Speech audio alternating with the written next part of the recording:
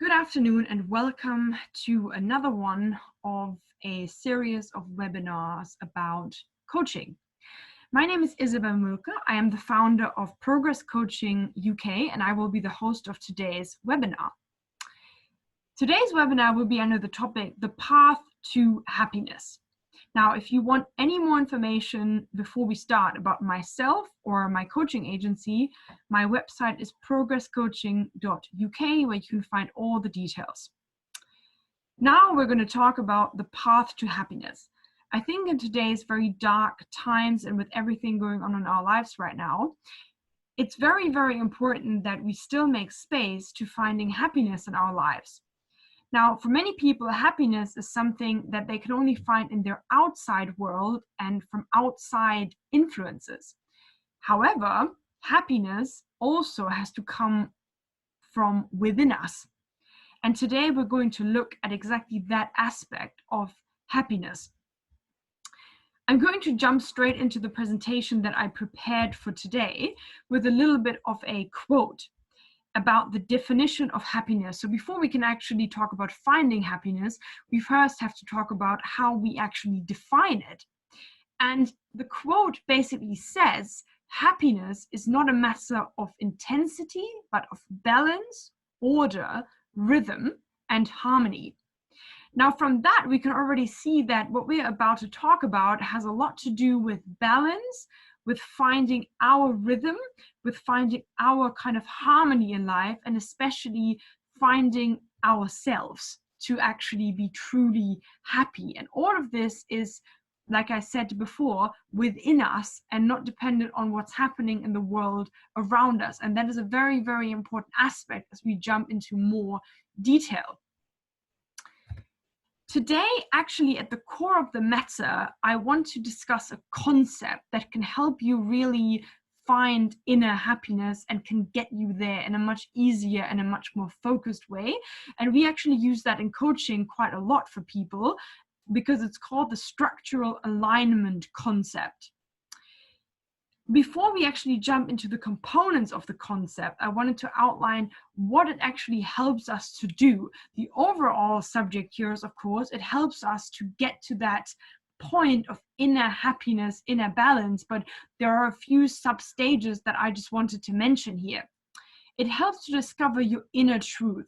That means it helps to discover, to find who you really are. And who we really are means, what are our values? What do we really want? What is important to us? How do we want to live? What is our inner truth that we really believe in? That is what this concept can help you discover, which is essential for finding that inner balance and inner happiness. It also helps you to live your life the way you want it. Very often we're influenced by a lot of other people around us, like parents, like friends, like people that are close to us, and we heavily rely on their opinion and kind of living the life they want for us rather than living our own life that we want, that can sometimes be fundamentally different to what other people expect from us. Furthermore, it helps us align intention with action. There's no there's no good in assuming things or intending things. Rather, we have to action things to really achieve inner calm and inner happiness, and not only live in the could have, would have, should have kind of phrasing, but in the actual reality around it. And only then, with concrete actions and implementations of those, can we really move to have into a strong progress forward. It also helps us with an alignment of truth, vision, purpose, and spiritual components. And I'm going to go into a bit more detail of those in a second. In this model, there's no room for conflict, bad feelings, things like that prevent us from moving forward. Everything basically moves forward here and helps us to get to the point where we want to be. It also lastly helps transform the view of the world and finding balance in yourself. And that really underlines what I've just said. We need to find our inner truth. We need to live the way we want to live. We need to have actions to become happy rather than intentions, and combine all of this to really get us into the place where we want to be, to find inner happiness. Now I'm going to talk about the components of this model. There are 4 in total. One is truth, vision, purpose, and spirit. And they all form part of this path that the model shows us to find inner happiness. I'm going to go into a bit more details on those components. And the very important thing is that all of them have to be aligned and be in a balance. And one, like in the pyramid I just showed, really builds onto the other. So if one basically isn't there, we can't move on to the next step to achieve this feeling of balance, happiness, where the pyramid is kind of pointing towards almost. The first one is truth. Truth is the foundation necessary for a vision to be possible. Basically, what that means is, first of all, we need to know who we are. We need to know our values. We need to know what we want. And we also need to know what is important to us. And kind of also into here comes the factor of authenticity. We need to be authentic and really be comfortable in our own skin as a foundation to really be able to move forward. The second one is vision. Where do we want to go? I already touched on that a little bit with truth, because some factors are also in there, but where do we really want to go? What is our aim, desire? And then we can start designing a plan for the future as a kind of orientation for ourselves. Where do we want to go forward into? And it's very important that that vision comes from ourselves, and like I said, not from people influencing us, or is the vision of people around us. It is our vision that counts here. From the vision comes the purpose. It's basically a reason for doing something. Like, why are we doing this job? Why is family important to us? Why are we doing certain things that are important to us and that we value? And that is a very important thing, because here we really, in this model, go deeper into not only the kind of the what is now kind of perspective, but the deeper, more reflective perspective here, to really understand, okay, what are reasons for us, what influences us, what gives us purpose to do certain things, and is that purpose good enough for us to continue doing things, or is it like that doesn't really give us a purpose and we should really stop that? So that is all coming into this reflective attitude of purpose here that forms a big chunk of the model. The last one is spirits. And that is not in terms of religious spirit, it's more about philosophical aspects of the human spirit or soul. And really, it's a place of true inner peace. It's really that when we're really in balance with ourselves, and where we really can be ourselves, express ourselves freely, and where you would really say we're living the life. We're really at the peak of our, of our happiness, of our inner balance. Now, all of these 4 come together to achieve that feeling of inner happiness and inner content. And therefore, it's very important that you work on all 4 of them, and you always kind of reflect on them and are like, where are things changing? What is not going in the right direction? Am I not truthful? Do I have the wrong vision? Do I not feel a sense of purpose? And if one of those is not in a balance with the rest, then we're feeling this idea of unhappiness, getting depressed, thinking one day is like the other. So to break that circle, we really need to go deeply into those 4 and see, are they really in balance, and what can we do to get them in balance? The first one I want to go deeper into, therefore, is truth.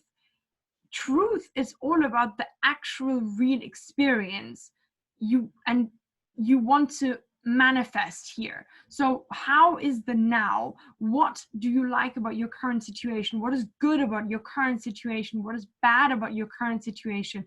What are good experiences you have? What are bad experiences you have? But it's all about the now, the actual real, what is happening now.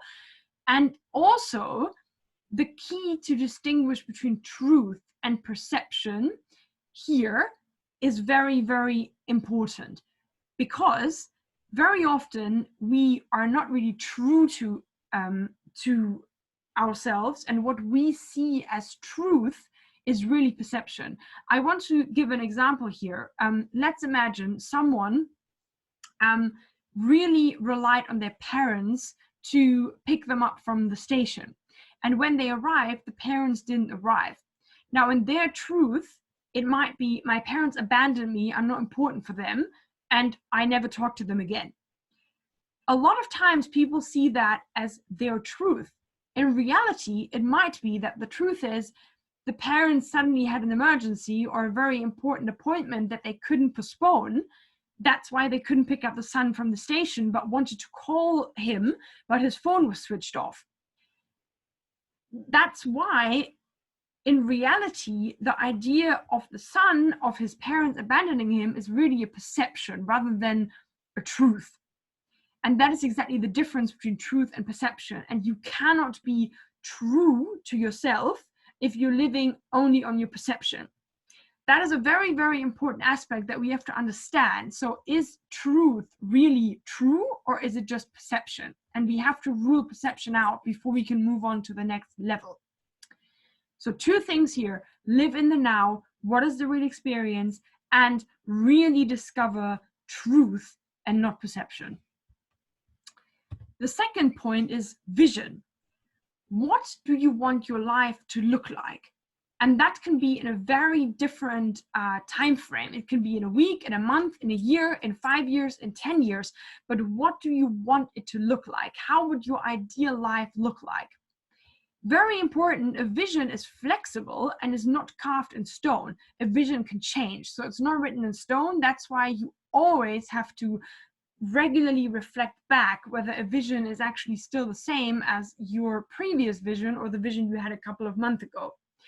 And again, vision must anchor truth. It is very, very important that your vision directly comes from your truth. So once you know your truth, again, not your perception, your truth, you can develop a vision. Once you know family is important to you and you place a big value on that, you can move to the vision of wanting to have 3 or 4 kids in 2, 3, 5 years time.